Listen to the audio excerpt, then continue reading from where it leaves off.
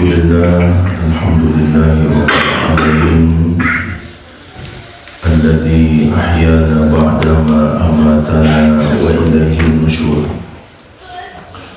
الحمد لله على إحسانه والشكر له على توفيقه وامتنانه. أشهد أن لا إله إلا الله وحده لا شريك له تعظيما لشأنه. أشهد أن محمدا عبده ورسوله الداعي إلى رضوانه. اللهم صل عليه وعلى آله وصحبه وإخوانه. الله تعالى في كتابه الكريم: أعوذ بالله من الشيطان الرجيم. يا أيها الذين آمنوا اتقوا الله حق تقاته ولا تموتن إلا وأنتم مسلمون. وقال الله تعالى: ولا يحسبن الذين يبخلون بما آتاهم الله من فضله هو خيرا لهم بل هو شر لهم سيطوقون ما بخلوا به يوم القيامة ولله ميراث السماوات والأرض والله بما تعملون خبير. وقال الله تعالى: ومن يوق شح نفسه فأولئك هم المفلحون. Allahumma arhamna bil Quran. Bapak-bapak, ibu jamaah subuh rahimakumullah, pengurus Musala An-Nur beserta jamaah yang hadir pada pagi hari ini, mudah-mudahan Allah terima amal-amal kita, Allah ampuni dosa-dosa kita, Allah istiqomahkan kita semua di atas kebaikan dan ketaatan, dan semoga tiba masanya, datang waktunya, Allah wafatkan kita dalam keadaan husnul khatimah. Amin ya rabbal alamin. Bersyukur kita memuji Allah dengan mengucapkan alhamdulillahi rabbil alamin. Salawat dan salam kita sampaikan kepada Rasulullah Nabiyyina wa Habibina Muhammad sallallahu alaihi wasallam. Allahumma salli ala Muhammad wa ala ali Muhammad kama sallaita ala Ibrahim wa ala ali Ibrahim wa barik ala Muhammad wa ala ali Muhammad kama barakta ala Ibrahim wa ala ali Ibrahim fil alamin innaka Hamidum Majid. Bapak-bapak, ibu-ibu, hadirin hadirat jamaah subuh, ikhwani fiddin rahimakumullah. Salah satu sifat dasar manusia yang sudah ditanam oleh Allah pada diri semua kita, bahwasanya manusia itu suka dan senang terhadap harta. Itu adalah sifat dasar semua manusia. Iya tidak? Tidak ketujuh juara todo. Ibu-ibu ada tidak ketujuh? Berarti lain normal, sehat. Ya, itu sifat dasar semua awak. Sadua betul itu. Allah Subhanahu wa taala mengatakan, wa innahu lihubbil khairi la syadid. Dan sesungguhnya dia manusia mencintai harta itu dengan bersangatan. Jadi memang karakter awak tu suku juara tu. Dan selama rasa suka kepada harta itu masih dalam batas yang wajar, tidak melampaui batas, yaitu tidak ada masalah. Karena rasa suka kepada harta itulah yang menjadikan kita terus berupaya, berusaha. Kemudian juga rasa syukur ke harta itulah yang menjadikan awak malam awak tutup, awak kunci pintu rumah awak. Sebab kalau tidak dulu rasa syukur awak ngak-ngak sepintu malam tu. Kau tiba mandi yang tiba lah, kau kanyu ambil lah, kau kanyu bawa lah. Nah, rasa suka kepada harta itu dalam batas yang wajar, tidak ada masalah. Ini baru salah Bapak Ibu ketika melampaui batas, berlebih-lebihan. Nah, salah satu tanda seseorang sudah berlebih-lebihan mencintai harta, itu akan muncul sifat namanya kikir. atau pelit. Allah Subhanahu wa taala menyebutkan wala yahsabanna alladhina yabkhaluna bima atahumullahu min fadli huwa khairan lahum bal huwa syarrun lahum sayutawwaquna ma bakhilu bihi yawmal qiyamah walillahi mirasus samawati wal ard wallahu bima ta'maluna khabir. Allah Subhanahu wa taala menyebutkan wala yahsabanna alladhina yabkhaluna bima atahumullah, janganlah orang-orang yang dia diberikan oleh Allah karunia berupa harta, dia mengira dengan dia menahannya atau dia kikir, huwa khairan lahum, itu baik bagi mereka, bal huwa syarrun lahum, padahal itu buruk bagi mereka. Jadi Allah menyebutkan jangan orang merasa kikir itu baik baginya.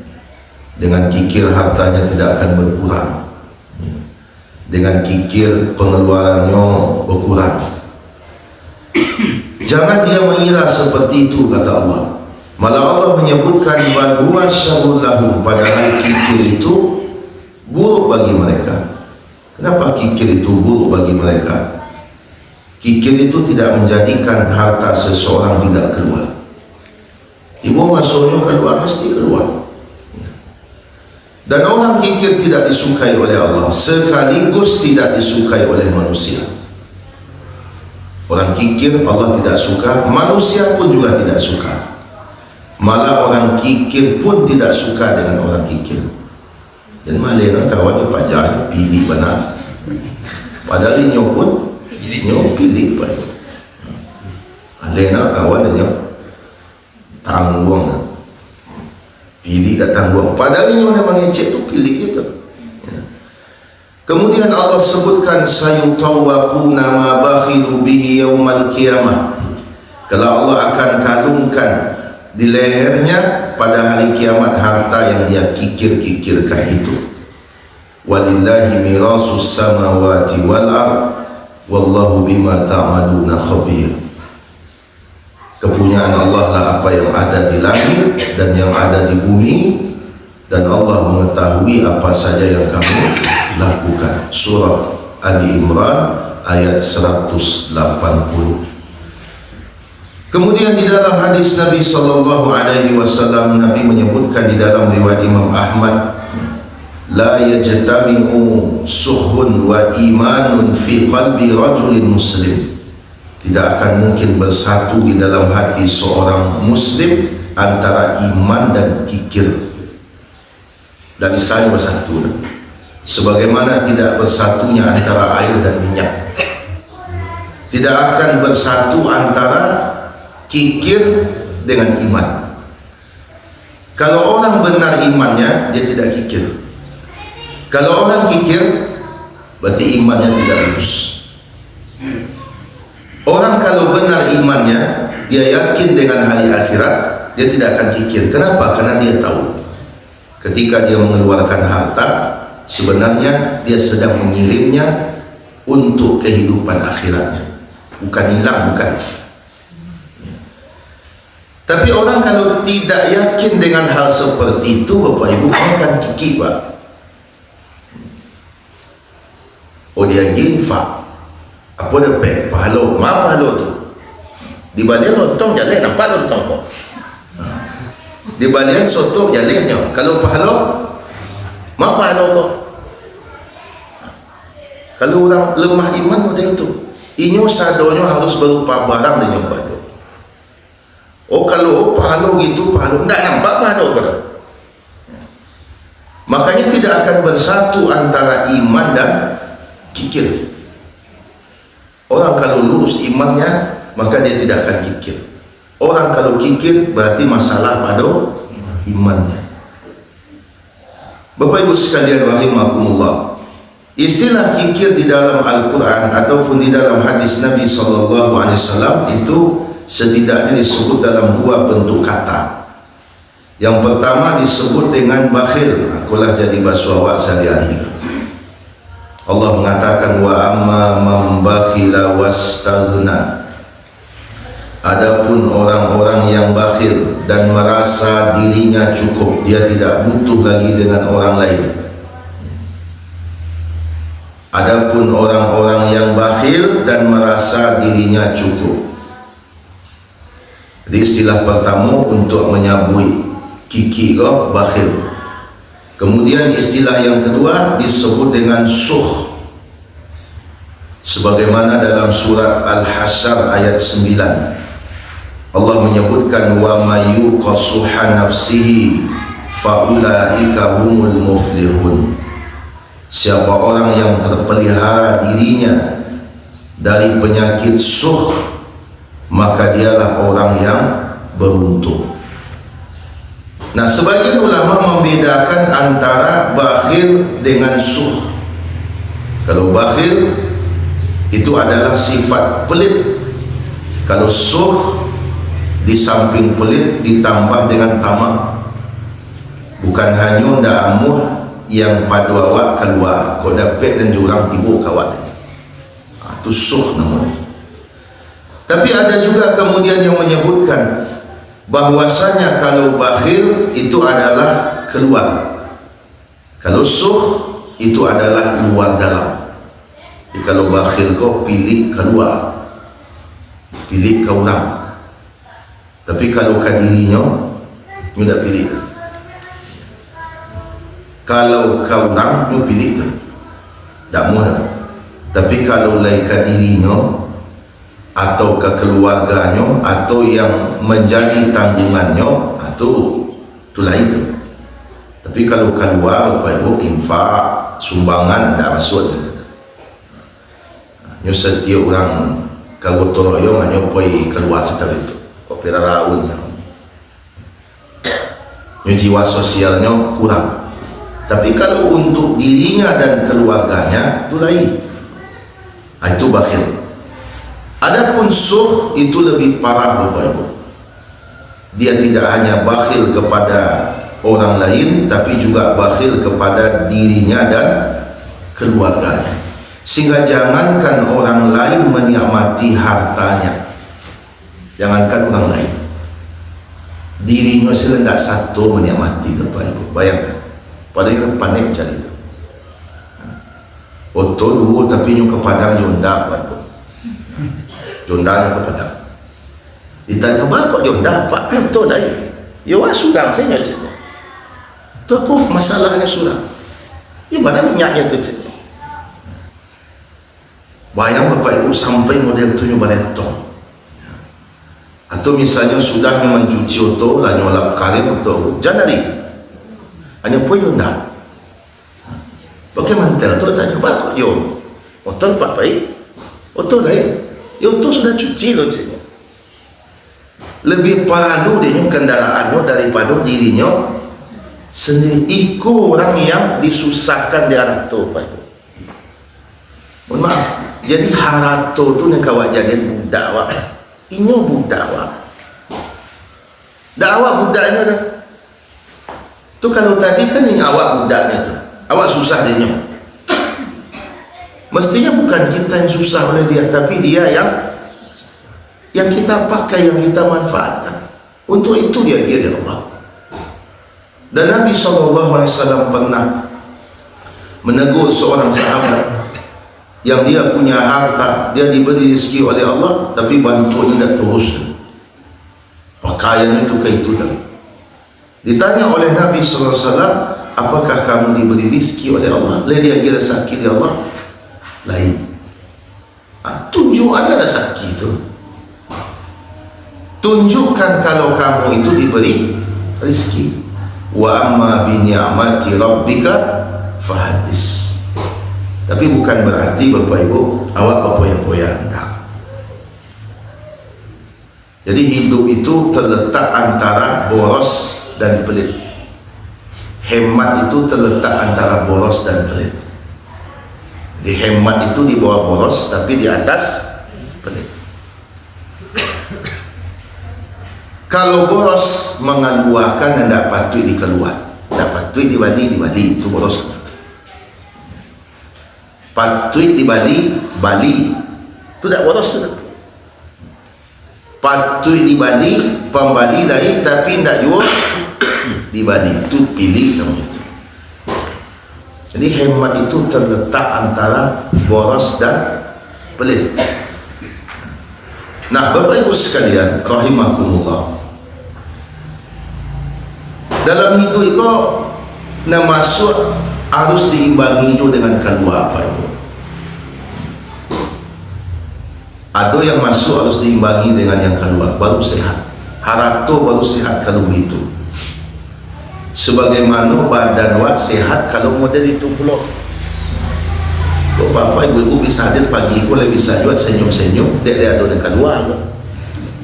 Cukup tak sumbek 2 hari pak.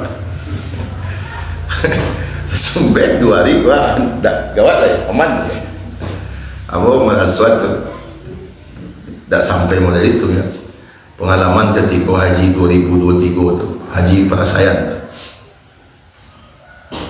bagaimana terlantar di Muzdalifah sampai jam 10, sejak jam 1 tiba jamaah situ sampai jam 10, bayang beralam tu, tagak tu, padahal hanya bisa duduk saja.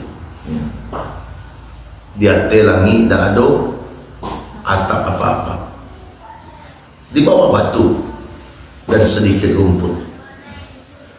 Jam 10 baru tiba tu, dah sekitar yang pingsan. Tiba di Mina, antara jumlah yang di Mina dengan kapasitas MCK tu tak seimbang, tak seimbang. Sehingga antrian tu Bapak Ibu sampai 1 berbanding 30, bayangkan di Mina. Mengantri WC itu sampai 30 orang. Tuan boleh cari wajah orang yang mantri itu, tak ada yang senyum je lah ke depan. Membui baik wajahnya satunya, tak ada yang senyum je lah gitu. Ketika keluar dari WC baru berubah wajah. Ketika keluar dari WC tu, ambo keluar dari MCK tu, itulah disambut ambo ada 30 orang bentuk pejabat waktu pagi. Lawannya dia menyambut waktu baris-baris. Jadi sebagaimana fisik kita itu sehat kalau ada yang masuk, ada yang keluar, begitu juga dengan harta. Yang tak mau masuk tak habis itu. Kalau orang pilih Pak Ibu, dia kau dapat masuk siapa? Tak mau keluar. Pokoknya bagi orang yang pilih itu, makan lama tu pun nemperai Pak Ibu. Makanan lama tu yang perai. Kalau membayar tu tak kurang lama tu. Tapi kalau gratis tu lama tu. Tapi kalau membayar boleh mahal bayarnya, itu tak lama. Nah, Bapak Ibu sekalian rahimakumullah, Nabi SAW pernah satu ketika, kebiasaan Nabi SAW, beliau pernah menyembelih seekor kambing, ya, menyembelih seekor kambing. Kemudian beliau mensedekahkan, membagi-bagikan apa yang beliau sembelih tersebut, sehingga tidak tersisa dari bagian kambing itu kecuali hanya 1 bagian tungkainya, 1 bagian tungkainya. Maka kemudian Nabi pun bertanya kepada Aisyah untuk menguji Aisyah. Nabi bertanya kepada Aisyah, wahai Aisyah, apa lagi bagian kambing itu yang tersisa untuk kita? Apa bagian kambing yang tersisa untuk kita?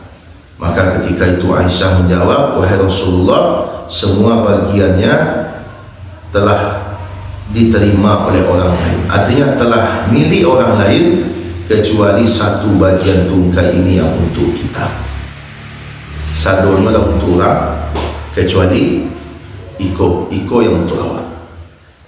Maka Nabi pun membalik kalimat itu, tidak wahai Aisyah, semuanya tadi untuk kita, kecuali ini yang belum tentu untuk kita. Iko cara pandang betul.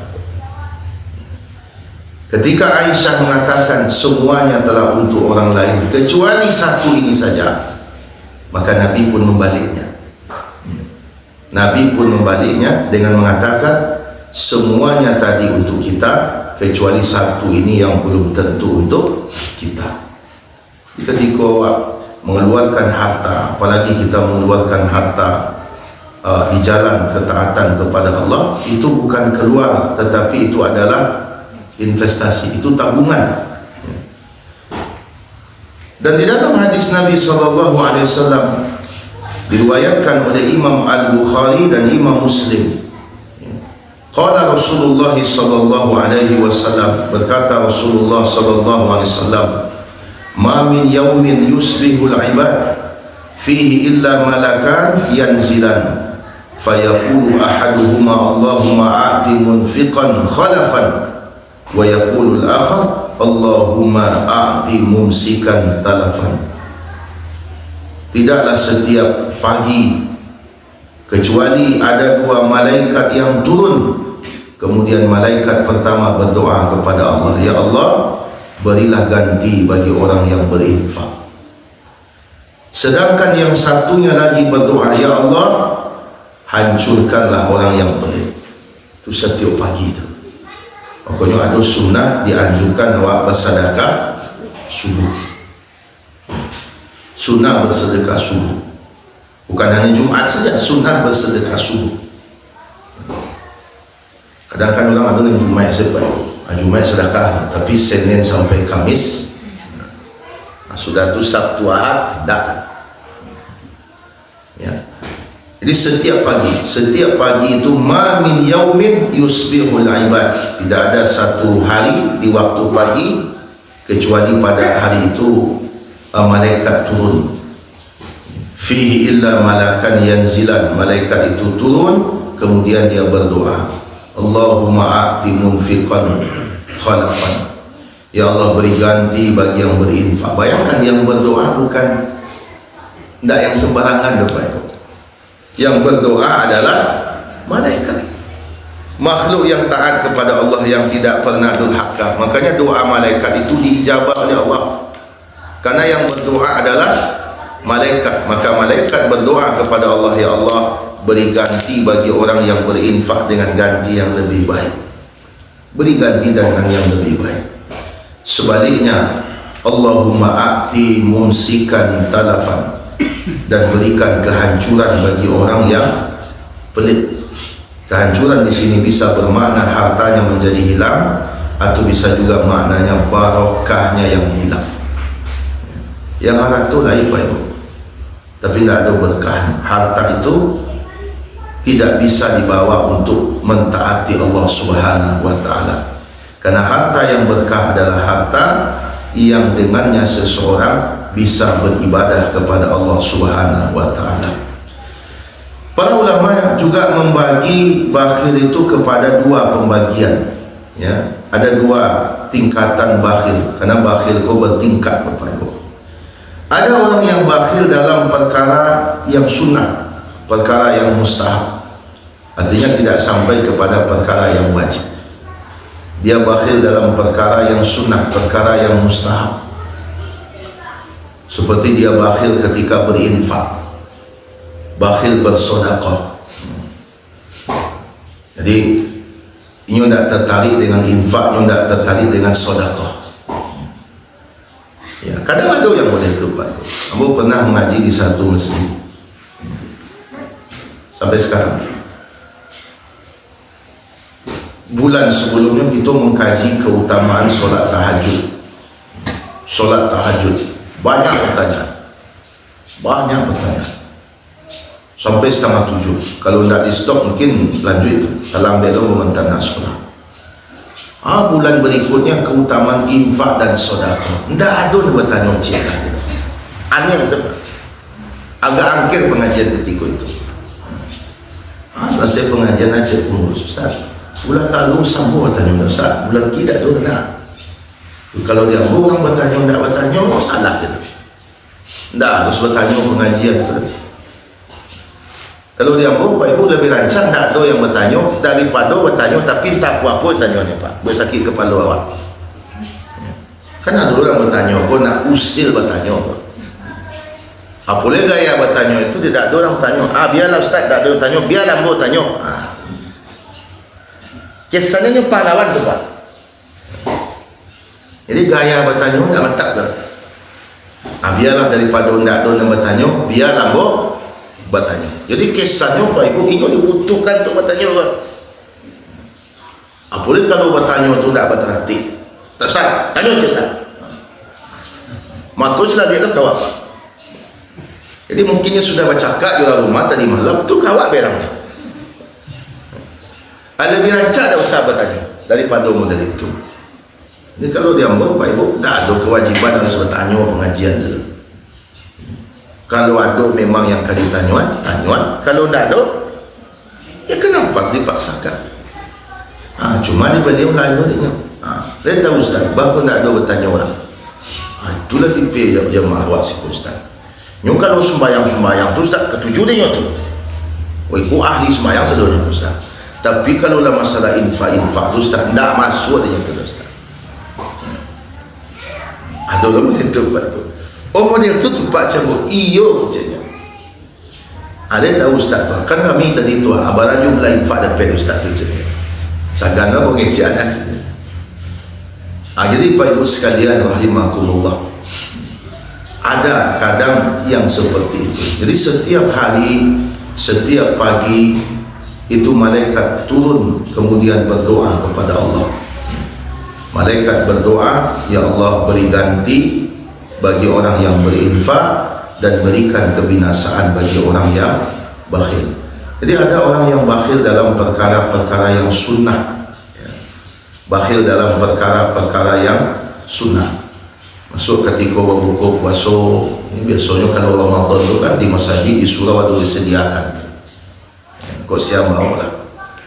Nyo pergi berbuka saja Pak Ibu, tak ada kan nyo buat apa-apa. Nyo badan saja buat itu. Hanya penumpang buku saya. Sekalipun dia orang tak ada. Cuma dia buat. Ingat, kita kalau terlalu sering menerima dan tidak memberi, nilai kita akan turun.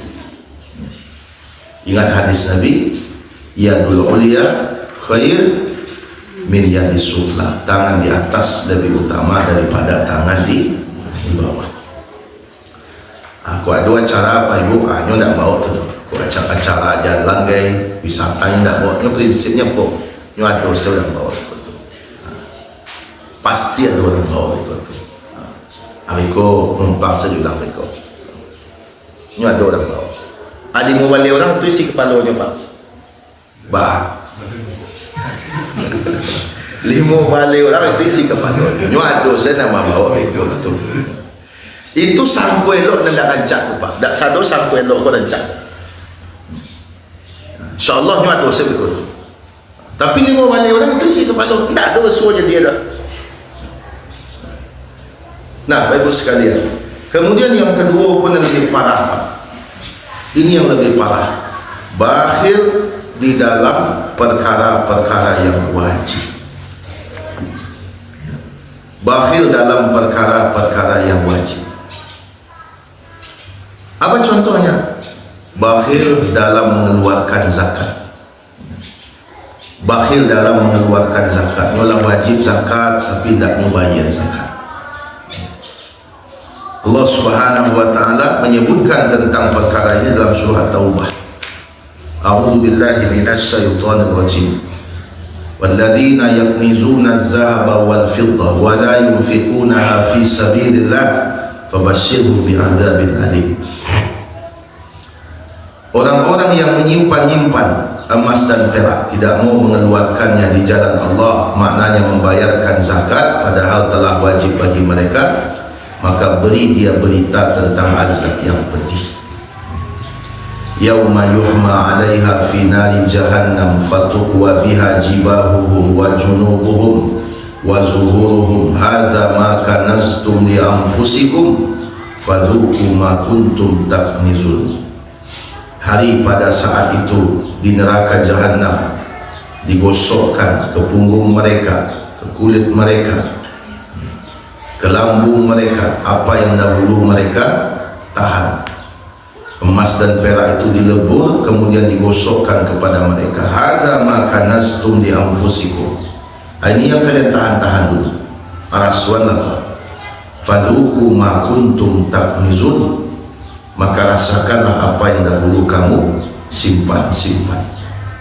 Atau orang yang mengeluarkan zakat tapi dia kurangi dari yang semestinya, sehingga kewajiban kau tak tunai, tak selesai, itu pun sama, pelit di dalam perkara yang wajib ku balik kepada, pelit di dalam perkara yang wajib padahal ku wajib, tapi nyo pilih dalam perkara yang wajib. Termasuk pelit dalam perkara yang wajib adalah tidak memberikan nafkah kepada orang yang menjadi tanggungan sebagaimana mestinya, padahal dia sanggup. Sebagaimana Nabi SAW mengatakan, kafa bil mar'i isman ayyudayya man yaqut, cukuplah seseorang disebut berdosa ketika dia menelantarkan orang yang menjadi tanggungannya, istrinya, anaknya, tidak dia berikan sebagaimana mestinya. Piti belanjanya dia tak cukup, padahal piti banyak. Aku pernah ditanyakan Nabi itu, Hindun pernah datang kepada Nabi, wahai Rasulullah, suamiku Abu Sufyan pelit, bagi piti untuk kebutuhan dapur tak cukup. Kalau saya minta dia tak mau memberikan, boleh tak saya ambil saja uangnya, hartanya tanpa meminta kepadanya? Nabi mengatakan, khudhi bil ma'ruf, ambillah dengan cara yang baik. Apa artinya? Boleh silahkan diambil kalau begitu keadaannya, tapi hanya sebatas kebutuhan. Itu tak mencilok tu. Itu namanya mengambil hak secara paksa. Begitu pula kadang-kadang biaya pendidikan tu anak-anak. Kadang-kadang ada orang yang merokok tiap hari, piti ke surau, piti ngaji tak bayar je tu. Akhirnya nyagi surat dia dulu, nyagi surat dia Pak Ustaz sampai dia mengaji. Anak alam sampai bulan tak bayar, acik angsi utak ulang piti ke piti sebab hanya kecil ni si utak ulang piti ke piti. Itu kan kewajiban ini, itu kewajiban awak. Kalau tak mau bayar, ajar anak surat. Kadang orang ni Pak Ibu majar pun harus ikhlas. Orang ni suruh nyo pakai kata-kata ikhlas untuk orang lain. Bapak Ibu sekalian rahimakumullah, itu adalah kewajiban. Demikian pula orang yang bekerja dengan kita, mungkin pembantu awak, mungkin supir awak, mungkin anggota di kadai, yang sampai antara karajo dengan upahnya itu tidak cocok. Bapak Ibu, karajo balik, upah tak masuk ada. Sudahlah kerajo tu hanya tambah lo kerajo di rumahnya, ajak lo anak buahnya kau ke rumah menambil rumput memberhasil perkara. Sudah tu lagi cik, mau kasih banyak ya cik, tak mau kasih banyak tu Pak Ibu. Yolah banyak kerajo tu dia buat saja mau kasih banyak. Terima kasih itu sopan, tapi tidak semua selesai dengan terima kasih. Tidak semua tuntas dengan terima kasih. Tenagonya, jariahnya, waktunya, itu zalim. Banyak tu Pak Ibu, banyak tu yang zalim seperti itu. Yang punya usaha gadang, hasilnya dari usahanya gadang, sementara kehidupan karyawan orang kerajo memprihatinkan.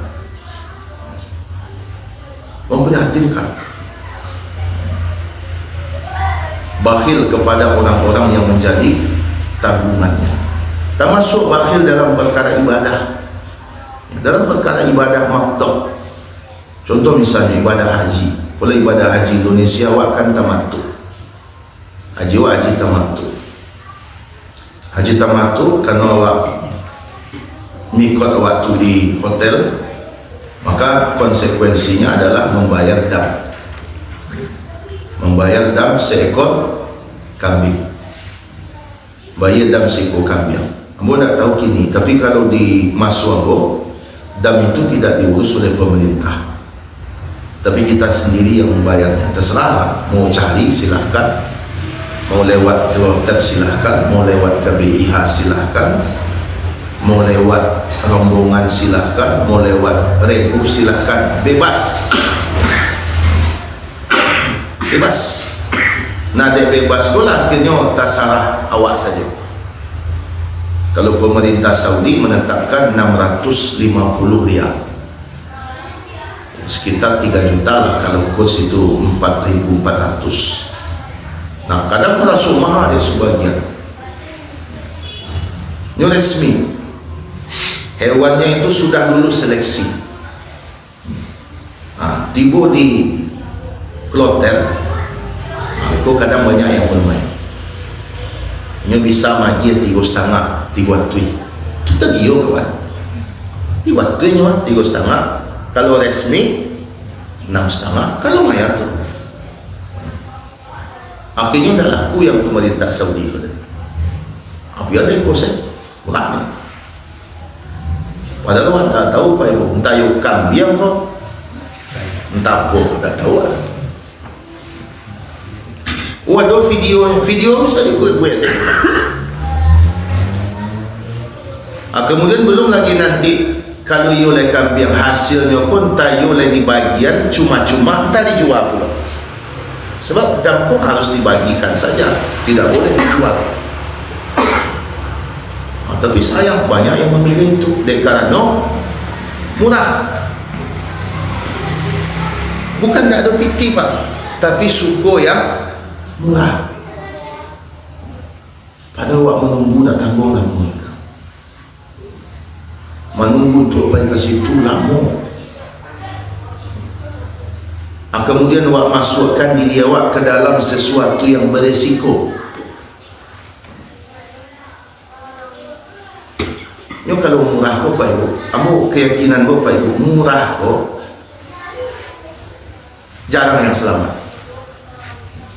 Termasuk orang Pak Ibu Bapak Ibu.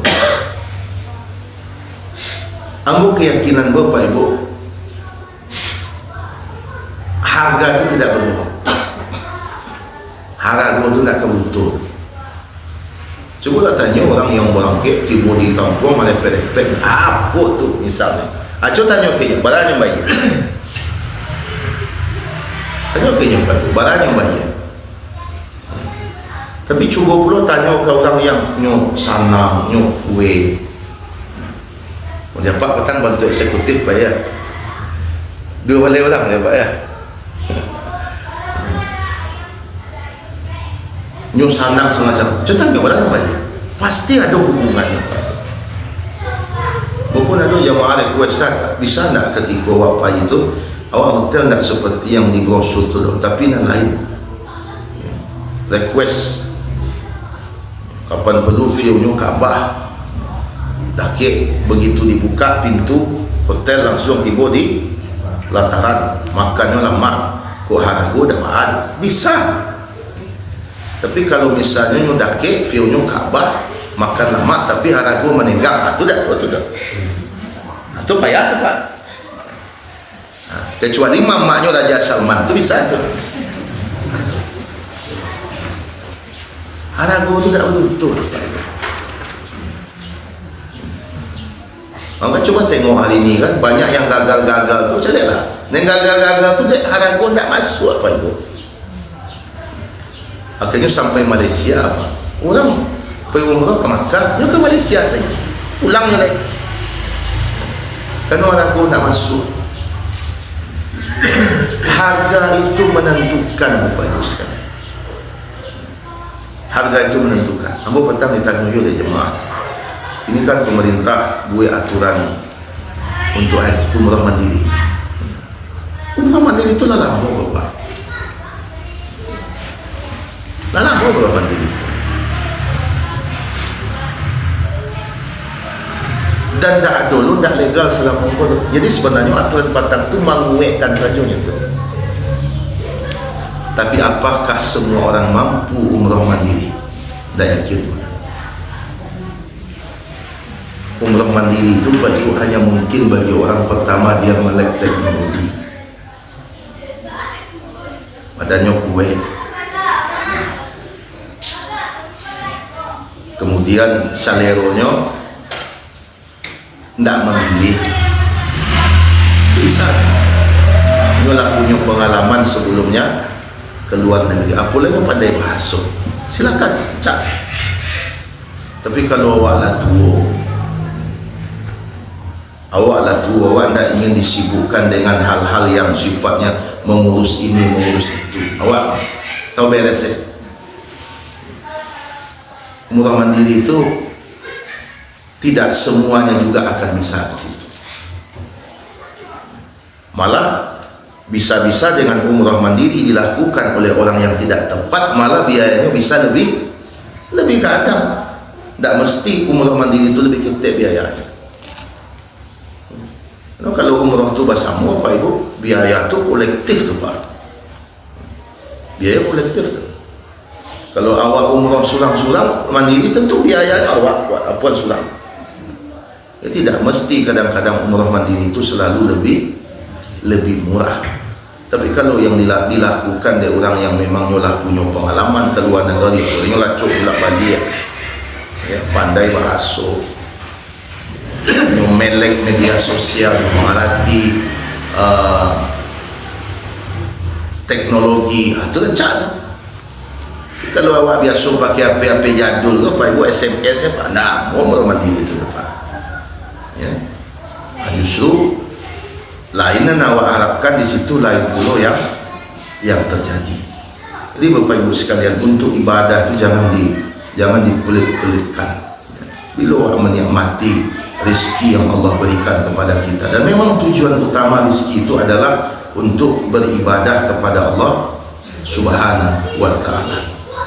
Ya, tapi bukan berarti pula kita berpoya-poya, tidak. Bapak Ibu sekalian rahimahumullah, inilah yang kita kaji pada pagi ini. Kalau ada pertanyaan silakan, terendam itu. Ya. Bagaimana sikap kita terhadap orang yang minta sumbang di jalan raya karena menzolimi kita dalam jalan? Kami bikin pula tanggul dadakan. Kalau kita memang apakah ikut melegalkan rencana itu? Oh iya, betul. Makasih Pak. Kasih banyak. Yo, itulah meminta indah pada tampeknya Pak Ibu. Ya. Ambo pun heran kenapa orang setiap meminta itu selalu kadang-kadang memakai simbol-simbol Islam. Ya. Meminta cie, jadi tersangka cie. Itu kalaulah meminta Pak, biar rakyat Pak.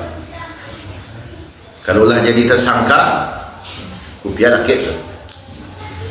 Ya. Yaitu entah siapa pertama kali yang memulai Bapak Ibu, masjid letakkan di tengah jalan, kadang buat tanggul minta. Habis itu dibuatlah kaset-kaset mengaji. Mestinya memperbaiki masjid itu ketika lado dana, bukan diancuan dulu beko ada minta kuliah. Dan itu terjadi Pak Ibu di mana-mana. Maka bagaimana sikap kita? Ya, kalau masjid itu butuh bantuan, ya itu memang salah satu di antara peluang amal bagi kita. Tapi tempat memintanya dan cara memintanya tidak tepat. So kadang yang meminta itu Pak Ibu, yang lewat di situ tidak orang Islam. Apalah pendapat yang macam dia awak meminta di jalan Pak? Sementara ini membangun rumah ibadah ini tidak ada meminta kawan. Jadi sebenarnya yang besar peluang salahnya di situ adalah pemerintah. Dan semua itu pasti tidak ada izin itu. Pasti ada izin itu. Kok dikaji buruannya, Pak Ibu dikaji buruannya. Kok sempat tantang orang minta-minta tu mati apa tu? Bisa dikecil mati syahid tu? Agak balik mau kecil mati syahid tu. Ya, jadi itu bukan pada tempatnya dan saya termasuk tidak mendukung untuk memberikan sumbangan yang dengan cara seperti itu. Ya, masjid itu butuh bantuan, ya, betul. Betul, masjid itu butuh bantuan. Apalagi kalau memang sudah patutnya direnovasi. Tapi yang kita sesalkan itu masjid pun tidak patut direnovasi. Cuma tidak model kok naik. Yang model kok. Tak mau diikut bantu masjid kini tu. Padahal tak ada apa-apa. Kecuali masjid tu misalnya sudah roboh, artinya sudah tidak layak pakai lagi. Ya, didatangkan pula ahli bangunan. Kau nak kalau mau nampak dapat, kau dipakai juga bawa bagi jemaah kau. Kini kan tak itu dah. Kini masjid orang cari lah. Orang mereka je baru. Akhirnya diancuan. Sudah diancuan, tidak dulu. Akhirnya apa? Minta dihalal. Itu tidak bagus. Dan saya termasuk tidak menyarankan untuk memberi dengan cara seperti itu. Niatnya baik, tapi tempat dan cara memintanya tidak baik. Apalagi meminta bukan untuk masjid. 7 Agustus misalnya. Dilantarnya kayu tengah jalan. Belakang-belakang bunyi bantul itu. Mohon sumbangan untuk panjat pinang. Kalau tidak ada piti, tidak usah pinang itu dipanjat. Mereka panjat pinang ini, dan yang biayai awak dan lalu di jalan. Apa hubungannya Pak Ibu? Mohon sumbangan untuk acara memeriahkan 17 Agustus. Acara tak ada itu Pak. Kita joget-joget kan? Jadi kini memang Bapak Ibu banyak kini sumbangan-sumbangan yang tidak pada tempat, tidak pada porsinya. Dan kalau seandainya setiap tuan sewagi Pak, warawat perlu piti itu. Pokoknya ambo kalau lupa bulan apa gitu ini bulan apa ya? Kalau banyak orang minta sumbangan Pak, sudah bulan Agustus tu Pak. Itu tanda lah masuk bulan Agustus. Jadi memang idealnya pemerintah ikut terlibat dalam menertibkan hal-hal yang seperti ini. Ya, itu Pak ya. Baik, kita cukupkan. Assalamualaikum warahmatullahi wabarakatuh.